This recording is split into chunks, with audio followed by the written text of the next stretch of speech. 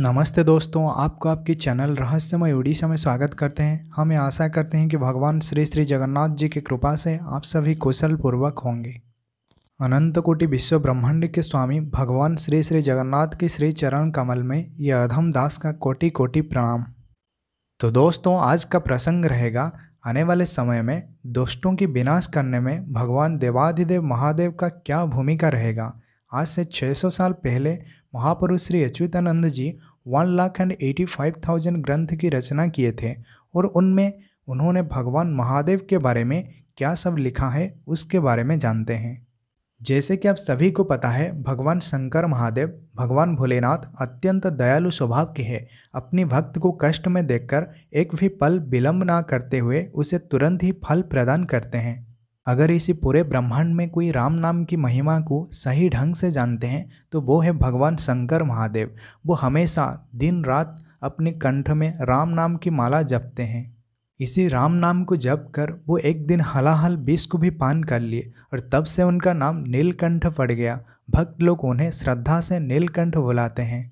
महापुरुष श्री अच्युत कहते हैं, कली के अंत समय में देवाधिदेव महादेव हाथ में त्रिशूल धारण करके प्रकट होंगे। भक्त उनका साक्षात में दर्शन करेंगे।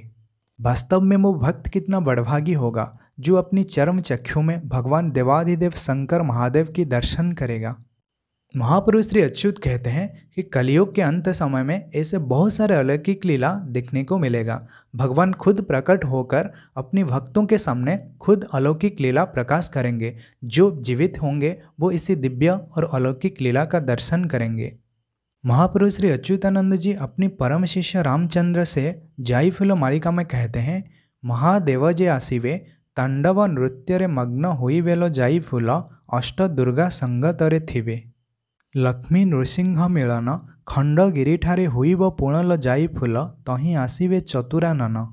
जब इस घोर कलियुग का अंत हो जाएगा और अनंत युग का प्रारंभ होगा तब भगवान लक्ष्मी नृसिंह का मिलन होगा, अर्थात लक्ष्मी नृसिंह का शादी होगा खंडगिरी के पास में। और महापुरुष श्री अच्युत कहते हैं इसका शादी करेंगे खुद ब्रह्मदेव। यहाँ चतुरानन कहा गया है ब्रह्मदेव को, अर्थात जिनका 4 आनन है उन्हें चतुरानन कहा गया है।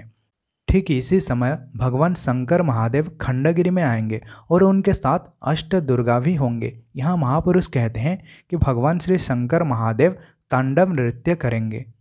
कलयुग के अंत समय में भगवान पशुपति महादेव अपने हाथ में त्रिशूल धारण करके तांडव नृत्य करेंगे, जिसके प्रभाव से पृथ्वी का बैलेंस बिगड़ जाएगी, जिसके प्रभाव से पंचभूत का प्रलय होगा। कोई भी अपने स्थान में स्थिर भाव से बैठ नहीं पाएंगे। भगवान महादेव अत्यंत दयालु स्वभाव के हैं। वो तो हमेशा राम नाम में मग्न रहते हैं, लेकिन जब उनके भक्त पर कष्ट गिरने लगेगा तो वो कैसे चुपचाप बैठेंगे। पापी और असुर लोगों का विनाश करने के लिए उन्हें तांडव नृत्य तो करना ही पड़ेगा। भगवान के पास हमेशा माता अष्ट दुर्गा विराजमान करते हैं। जब वो उन्हें आदेश देंगे तो वो एक पल में ये सारे विश्व को म्लेच्छ से रहित कर देंगे।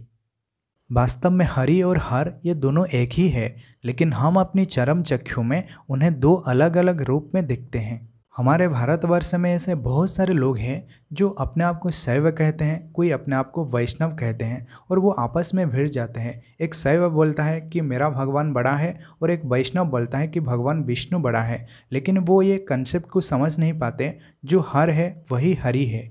हरि से विमुख होकर कोई हर का प्राप्त नहीं कर सकता है और हर का विमुख होकर कोई हरि का प्राप्त नहीं कर सकता।